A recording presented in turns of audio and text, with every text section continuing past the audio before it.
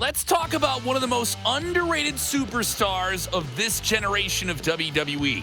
Believe it or not, Sheamus is one of the most accomplished WWE superstars of the 21st century. He's done it all. He's won it all. Almost any way you could think of it, he's done that big accomplishment, except short of winning an Intercontinental title and headlining a WrestleMania. He's pretty much checked all those big boxes a superstar in WWE wants to check off. Not only that, he's had an insane level of longevity in the biggest wrestling company in the world on WWE's main roster.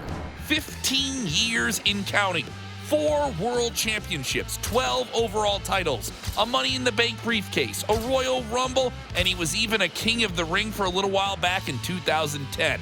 But despite all of that, at the turn of the decade, his career was at a bit of a lull in the eyes of the casual fan, though the diehards knew that he had a lot more in him, fella. Yeah, he is easily one of the most successful wrestlers ever out of Ireland. But let's make the case for why Sheamus is way better than what some of you think he is. This is Sportskeeda Wrestling. I'm Kevin Cowm. Let us know what you think of Sheamus in the comments below. The Celtic Warrior has an unfortunate reputation of having his biggest moments maybe overlooked or overshadowed or circumstantially not giving him that pinnacle, pivotal moment to make him the guy. When he won the Royal Rumble, you know, the match where you win it, you get launched into a big world title match at WrestleMania, everybody thought he was going to be the runner-up to Chris Jericho in the closing moments. Considering how Jericho was also in a world title match against CM Punk at WrestleMania, it makes a lot of sense. But at that year's WrestleMania, where Sheamus won his way into a world title match, he had a few seconds. It was more of an angle, and Jericho got an elaborate thing with CM Punk. Yeah, even world championship reigns aren't looked back on in the same way with Sheamus as they are with other superstars. One of the most defining world title reigns in 2012 was Sheamus's, and it was kind of there. It wasn't the big thing in WWE that year. Many fans at the time were even happy to see the freaking Big Show dethrone him, even though the Big Show was bouncing back and forth from being a good guy to a bad guy, it seemed like every other week, which should tell you the kind of job that WWE is doing with Sheamus as their world champ. That era of WWE essentially was all about Roman Reigns. Gotta talk about Roman Reigns. Gotta stick with that Roman Reigns thing. He was kind of overshadowing plenty of other talented wrestlers, and Sheamus felt like a placeholder, a transitional champion to get the belt on the guy that brings the kids and the girls to the show. That era of WWE essentially was all about Roman Reigns. Gotta talk about Roman Reigns. In 2015, he cashed in his Money in the Bank briefcase and got a hold of the WWE Championship for a whopping 22 days. Yeah, sounds transitional, but guess what? He was getting reactions, and some of you forget that. Also, these transitional champions make the next champion. Yeah, these count. Some of you guys just want to leap over that stuff. This era of WWE was all about Roman Reigns. 2016 saw Sheamus with a new look, a mohawk, and a septum piercing. Some people thought it was weird. I thought it was cool. He was still big booting people in the face, but he wasn't the guy. 2016, though, saw a real turning point for him in his career and maybe some of the high points of the PG years. Sheamus had his best of 7 series with another European bruiser in Cesaro, the Swiss cyborg, who was arguably one of the best technical athletes in pro wrestling at the time, and Sheamus and him had an amazing series of beat the snot out of each other matches. If you haven't seen them, seek them out. From that rivalry, the odd pairing evolved into a tag team.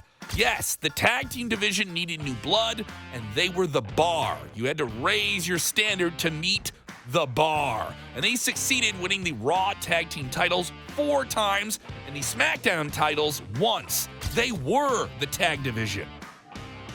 The 3-year run alone added 5 championships to Sheamus's already stacked trophy cabinet.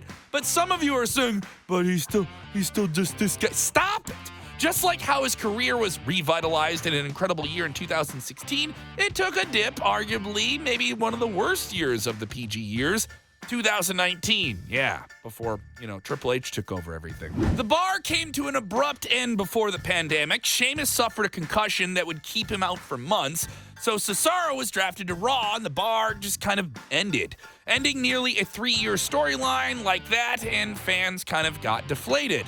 But saying the absence makes the heart grow fonder didn't really apply to Sheamus when he was out for the entirety of 2019. He returned in early 2020 during the pandemic years, which were just weird for everyone, and it took some time for him to get off the ground. He was a heelish character once again, and it wasn't that his entire 2020 was bad, but most of it wasn't good because a lot of WWE programming right around then was just struggling to have the same type of energy without fans present. Yeah, you see the trend here, how certain superstars were way more relevant when things started to pick up and suffer more of the overall quality of WWE television. He spent the beginning of 2020 in a returning feud with Chad Gable, who was called Shorty G then. We still can't believe that was a thing. And we can imagine the man above who pulled the strings getting a kick out of calling Chad Gable Shorty G. Besides the point, the first feud really helped Sheamus revive his career at that point, one with Jeff Hardy, a personal one that got really intense and had some great brawls inside of a bar playing off Jeff Hardy's sobriety issues.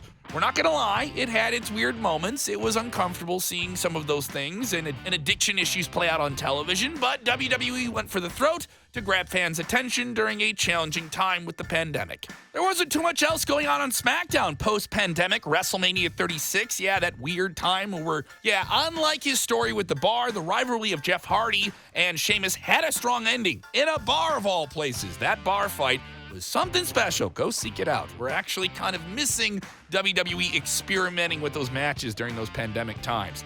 Sheamus would have a brief feud with Big E, who was soaring to becoming a world champion in his own right in the coming year, and someone who would help him do that was Sheamus. Apart from that, it was October 2020 when his career finally started to pick up yet again. He was a part of the Raw Survivor Series team in a match where Seth Rollins just sacrificed himself and took a bro kick to the face. Once Sheamus' friendship with Drew McIntyre became a thing on TV, it almost felt like the Celtic Warrior was a bigger beneficiary of it. Him and McIntyre have a deep history going all the way back to the beginning of their pro wrestling careers, years before they ever had WWE stardom, so it was personal. By that point, it was no disrupting Sheamus was a certified Irish badass. Associating with McIntyre, the most important WWE superstar of the pandemic times, and bringing it on from Roman Reigns was a strong call. The Scottish and Irish roughness, the in-your-face attitude of both McIntyre and Sheamus shared a compatible chemistry in the ring. They beat the crap out of each other, and you believed it. They were entertaining, and who would beat the living daylights out of each other and still have a laugh and a pint of beer afterwards? These two guys. It gave Sheamus a level of likability and respect. It reminded you that this guy lays his stuff in. It was around this time that Sheamus tapped into the wrestling vernacular with the bangers. He was having banger matches left and right in front of every crowd that came to see the Celtic Warrior. One distinct advantage was that WWE knew this was a big thing and fans wanted to see it. The partnership with McIntyre didn't last long when Sheamus felt like he was being relegated to a sidekick position, which was kind of the narrative of his career. He was always just the guy who was there having a great match, but someone else would step ahead of him in line, seemingly jealous of his friend's success. Because McIntyre was the WWE champion in early 2021, Sheamus found himself in the mix and was considered a legitimate challenger. Unfortunately for him, it was Bobby Lashley's time to shine, and Sheamus ended up taking a step back from the world title picture heading into WrestleMania 37. Sheamus' never-ending hard work, which came after serious injuries and continued to see him endure, was now being recognized. He ended up dethroning the impressive Matt Riddle to become WWE United States Champion at WrestleMania that year, in one of his strongest WrestleMania matches to date. He had a respectable run that ended with yet another banger, helping Damian Priest step up a level once again. Are you seeing a pattern here? Sheamus is making superstars. Some of you people are forgetting that part. That moment at SummerSlam did a lot for Priest's popularity, and Sheamus deserves a whole lot of credit for that. After 2021's draft, he moved to SmackDown and formed the Brawling Brutes with Ridge Holland, and a year later, a guy you might know by the name of Pete Dunne, who was called Butch at the time. Yeah. But back then, somebody decided that Butch was a funny thing to call him. Sure, yeah. It was a good run they had together, and Sheamus continued to grow, putting on matches with a great faction, and crowds continued to react to him. He reached the status of being a beloved veteran who was in the ranks of WWE every week. And as WWE entered a new era in the summer of 2022 under new creative management, it only stood to reason that Sheamus would also step up in a big way. Enter another hard-hitting European, the Ring General, Gunther.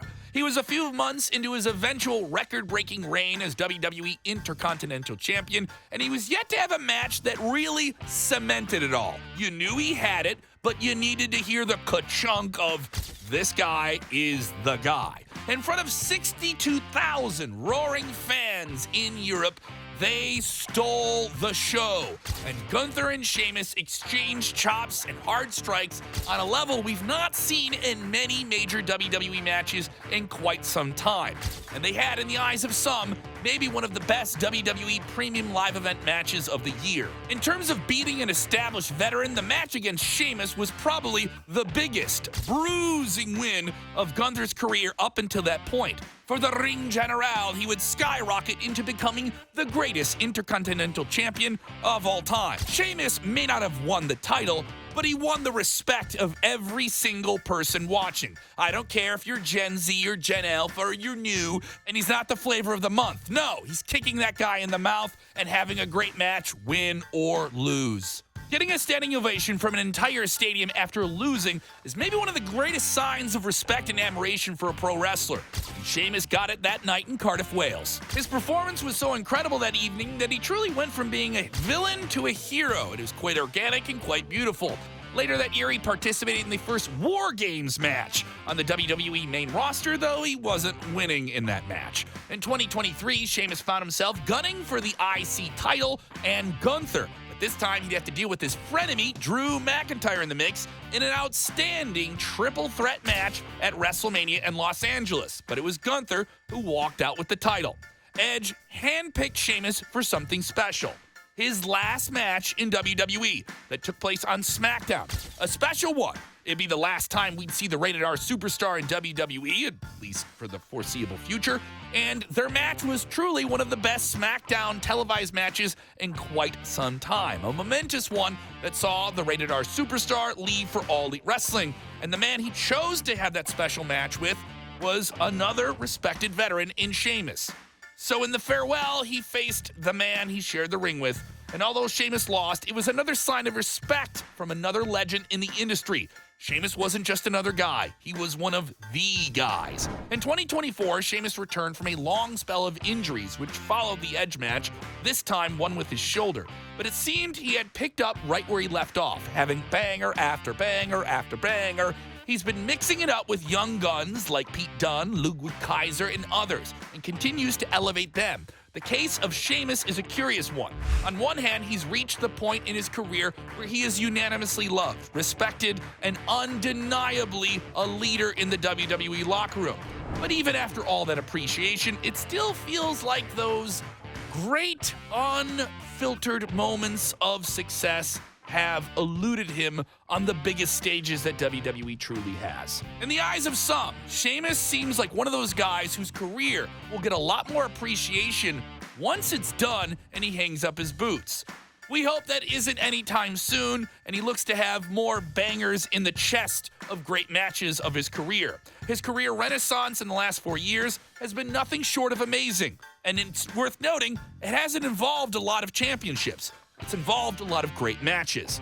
We hope it gives you perspective on how selfless a performer Sheamus is, how much he's willing to push someone else and push the business in the process.